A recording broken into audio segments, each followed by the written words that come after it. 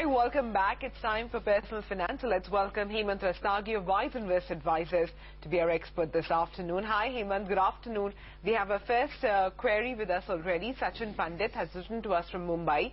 He says he can invest 5,000 rupees per month. He wants to know which are the funds with tax-saving benefits.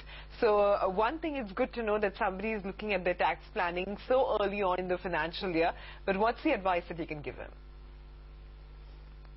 Well, I think it's a good option to invest in ELSS funds. I mean, if you really compare the investment options that are available for investor to save tax under ATC, I would rate ELSS very high on two counts. One, you know, the lock-in period is only 3 years, which is much shorter than most of the other options which are there under this section. And the second is in terms of potential. I think ELSS schemes have the potential to provide much higher return than other options. Of course, being equity-oriented fund, there is bound to be volatility from time to time. So it's very important that one, invest for long term. The second is that if you invest through SIP, I think you benefit from averaging. So a couple of funds that can be considered in this category are: one is Axis Long Term Equity Fund, and the other fund is Reliance Tax Saver. So these two funds have been performing pretty consistently, so he can definitely consider these two for investment. All right, Sachin, hope that works for you. Up next, Rajiv Sharma has written to us from Bangalore.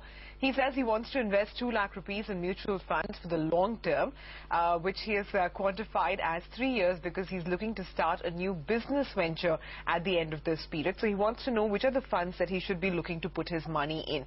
Now, Hemant, one thing is that his goal is just about 3 years away. So he's not in a position to take a lot of risk right now. So given the way the markets are, what would you advise him?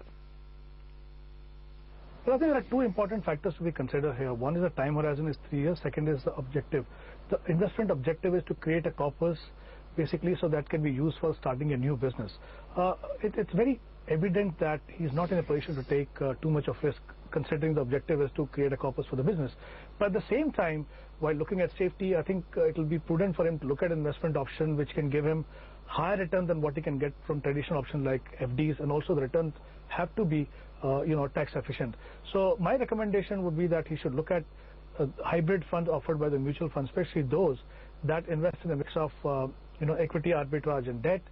There are few funds available where the exposure to equity is restricted to maybe 20 to 35%, and the rest of it is invested in arbitrage and debt in a manner that a combination of arbitrage and equity is more than 65%, which makes them equity oriented fund for tax purposes, which means any gain that he makes after 12 months is going to be tax free.